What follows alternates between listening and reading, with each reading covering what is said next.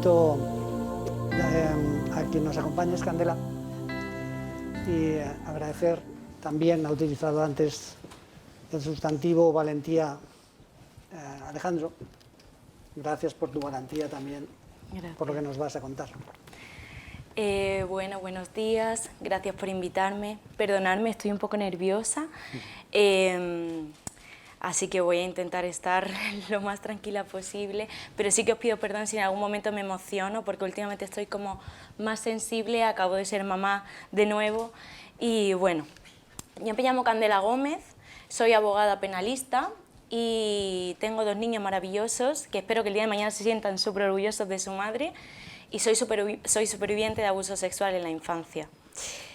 Me encanta que me hayáis invitado porque este es un tema súper tabú, que cuanto menos se habla de él parece que no existe, pero voy a dar un dato incluso más heavy, con perdón, del que ha dado mi compañero, y es que uno de cada 5 niños sufrirá abuso sexual infantil. Las cifras son súper alarmantes. Y esto es real, y cuando escuchéis mi historia os vais a dar cuenta de que efectivamente esto ocurre. Bueno, mi pesadilla comienza cuando tengo 9 años de edad.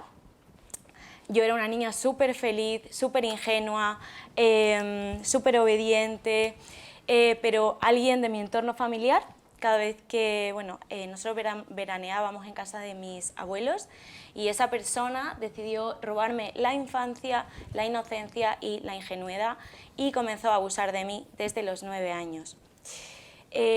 Todo empezó con unos tocamientos hasta que, con el tiempo, paulatinamente, derivó en el peor de los delitos sexuales contemplados en el Código Penal. Esto sucedió aproximadamente durante 10 años. Cuando era una niña yo intentaba hacer como que no pasaba nada, como que todo estaba bien, pero evidentemente lo manifestaba de otras formas. Los niños no saben cómo contar esto, sobre todo cuando es un familiar cercano, pero lo manifiestan de otras maneras, ¿no?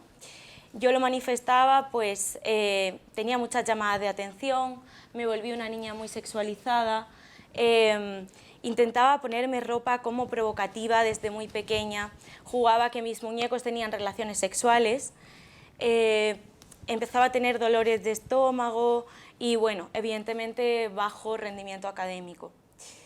En la adolescencia comencé a volverme una niña súper rebelde, estaba siempre castigada, no solo en el colegio, sino en casa también. Empecé a tener muchísima rabia y odio a mi figura de apego, que era mi padre, por no darse cuenta de lo que yo estaba viviendo.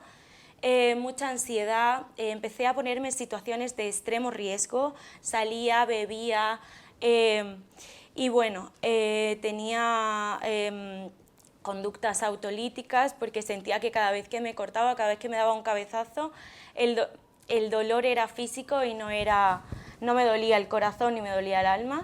Yo podía ver ese dolor, podía materializarlo. Y ya cuando cumplí los 19 años tuve un intento de suicidio, que gracias a Dios o a mi compañera de piso, que se dio cuenta de lo que me había pasado, me llevó al hospital y gracias a eso estoy aquí.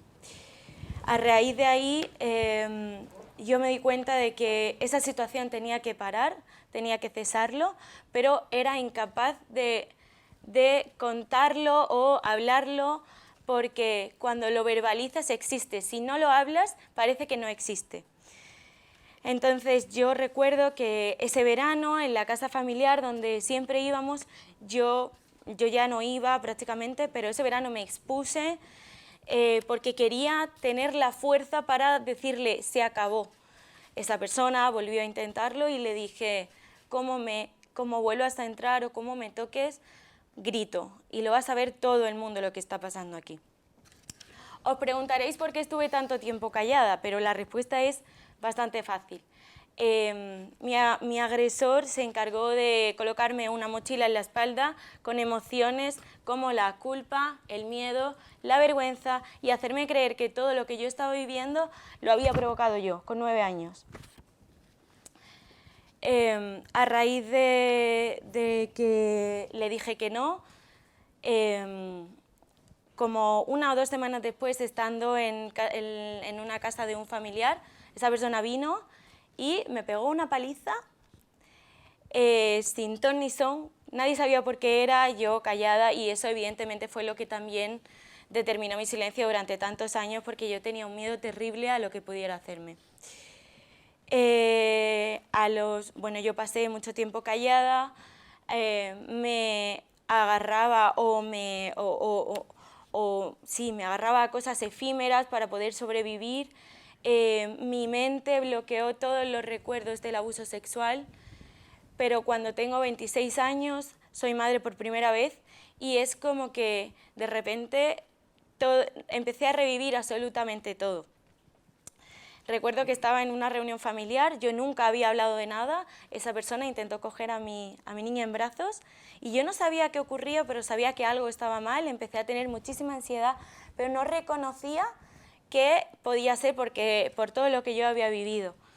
Entonces, bueno, yo me fui muy mal, yo le quité a la niña los brazos, pero yo misma no entendía por qué, por todos los recuerdos bloqueados, y comencé a ir a un psicólogo. Bueno, me diagnosticaron cosas que yo entendía que no tenían sentido, cambié de psicólogo como varias veces hasta que llegué a una psicóloga maravillosa que entendió que yo lo único que tenía era un trastorno de estrés postraumático por la violencia sexual que había sufrido en mi infancia. Y que evidentemente era algo que teníamos que tratar. Yo no reconocía que todo lo que yo había vivido pudiera haberme causado tantísimo daño a nivel psicológico y tantísimo daño en mi vida. Entonces estuve preparándome un montón de tiempo para poder verbalizarlo y poner esas palabras en mis labios, porque era incapaz de decir he sufrido abuso sexual por parte de esta persona de mi familia. Cuando llegó el momento, me reuní con algunos familiares, lo conté, todos en shock, nadie se esperaba nada porque yo había tenido una relación aparentemente normal con esa persona, yo siempre había estado callada, nunca había dicho nada, pero mucha gente entendió que todos mis comportamientos durante la infancia y la adolescencia tenían sentido. ¿Por qué no me había vuelto tan rebelde? ¿Por qué tenía tantos problemas de alimentación? ¿Por qué quería siempre llamar la atención? Bueno, al hablar yo, salió mi hermano también me contó que él había sido agredido sexualmente, había sufrido violaciones desde los 11 años por parte de esta persona. El abuso sexual no entiende de género. Pero es que aparte también salió una prima mía y salieron 2 amigas mías que jamás habían contado que esta persona les había hecho absolutamente nada. Empecé un proceso de sanación muy duro que me revivió y tocó cada parte de mi alma. Perdí casi 15 kilos, no podía comer, no veía más allá, me sentía completamente una bebé en pañales, súper incapaz. Pero poco a poco comencé a ver la luz a raíz de este proceso psicológico y psiquiátrico. Y bueno, yo entendí que a mí me había ocurrido porque yo necesitaba que esto, por lo menos, que mi voz por lo menos sirviera para que a otras personas, a los padres y a otras instituciones, intentar llegarles las herramientas que yo no tuve cuando era una niña de 9 años, por lo menos que lo que me había pasado a mí tuviera sentido. Entonces abrí una página en Instagram que se llama somostuvoz.ayuda, donde hablamos de este tema, donde doy mi testimonio, donde damos herramientas a padres y a instituciones, voy a hablar a coles. Y bueno, también me dedico soy abogada y me dedico a acompañar, no solo legalmente, sino acompaño emocionalmente a la víctima que ha sufrido eso en la infancia y también defiendo a otros niños.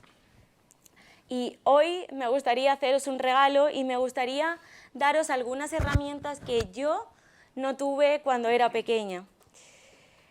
Entre las herramientas que os quiero dar, los tips que os quiero dar, son los siguientes. En primer lugar, tenemos que hacerles entender a los niños que su cuerpo es suyo, su cuerpo les pertenece. Hablar de las partes íntimas. Las partes íntimas no se tocan y si alguien intenta tocártelas o que les toquen las suyas, por favor cuéntaselo a mamá, a papá o a tu figura de referencia. Tenemos que hacerle entender a los niños que esto puede pasar por parte de un familiar, porque el 85% es en ámbito intrafamiliar. Tenemos que decirles también que las partes íntimas se llaman por su nombre: pene, vulva, pecho, boca, nada de, perdonadme la expresión, pero tetillas, culillo, porque utilizar este tipo de diminutivos parece que hace que parezcan que valen menos, y todo lo contrario, no es lo mismo que nos toquen el pelo a que nos toquen un pecho. También me parece muy importante hacerles saber que hay secretos buenos y secretos malos, porque los abusadores juegan mucho con el pretexto de esto es un secreto, no se lo cuentes a nadie. Un secreto bueno es aquel que nos hace sentir bien, como la fiesta sorpresa que le vamos a organizar a nuestro primo Antoñito. Un secreto malo es el que te hace sentir mal, te duele la tripa y hace que tengamos emociones muy negativas. Hacerles entender esto es súper importante, porque de verdad que ellos juegan con esta baza del tema de los secretos. Y bueno, por último, enseñarles a los niños a decir no, no quiero, y no pasa absolutamente por decir no. Perdonadme. Y lo último, no obligar a dar besos. Da igual que sea tu abuela, la del pueblo, da igual que sea tu tío el que viene de vacaciones, pero el niño tiene que sentir autonomía sobre su cuerpo, y obligar a dar besos no es educación.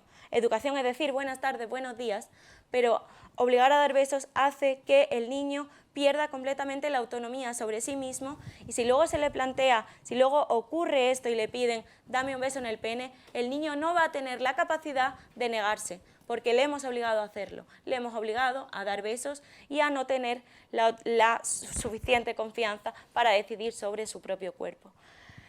Con mi charla espero haberos llegado, espero que os haya servido, y nada, muchísimas gracias por escucharme.